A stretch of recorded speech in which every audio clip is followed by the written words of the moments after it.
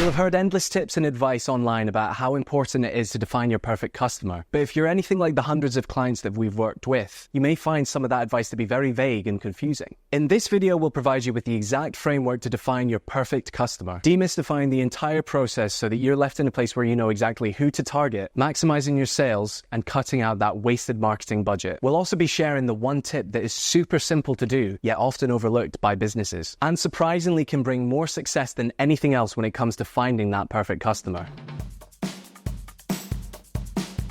We've been running marketing campaigns for SMEs for over 20 years, so we know how important targeting the right people is for growing your business. Many of the clients who begin working with us haven't figured this out, but it's absolutely essential. And when we go through this process, we see success skyrocket.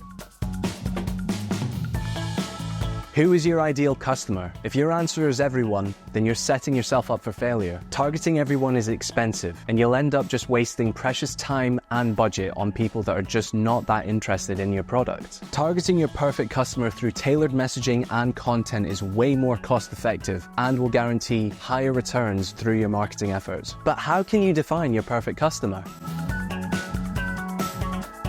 It's important to say that you can have more than one perfect type of customer. For example, if you have multiple products, but try not to have too many to avoid the everyone trap. A common mistake when thinking about customers is just purely focusing on demographics. These are still important factors to consider, but we do need to dive deeper than that. To define your perfect customer, we really need to think about their needs and their pain points. What problems do they have that only your product can solve? Creating buyer personas can really help with understanding your customers' needs. So what are buyer personas?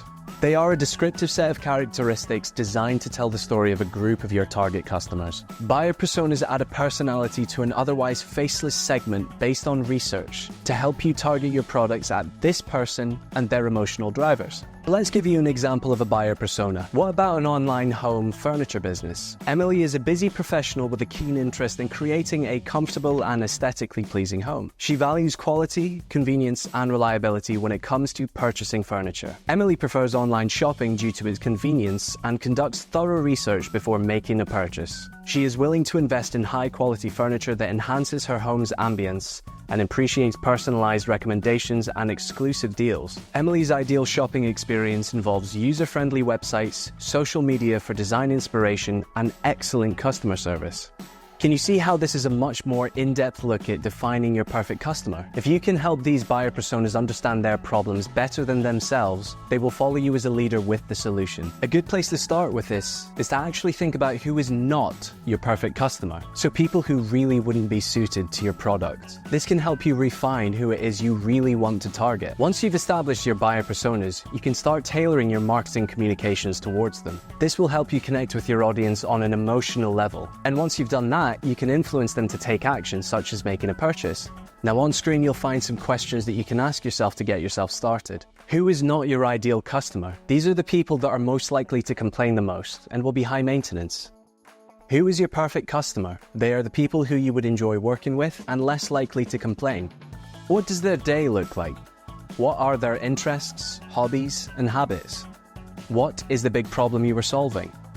What is the outcome they are looking for? Why haven't they found the perfect solution yet? What could go wrong if they didn't use you? List 5 things.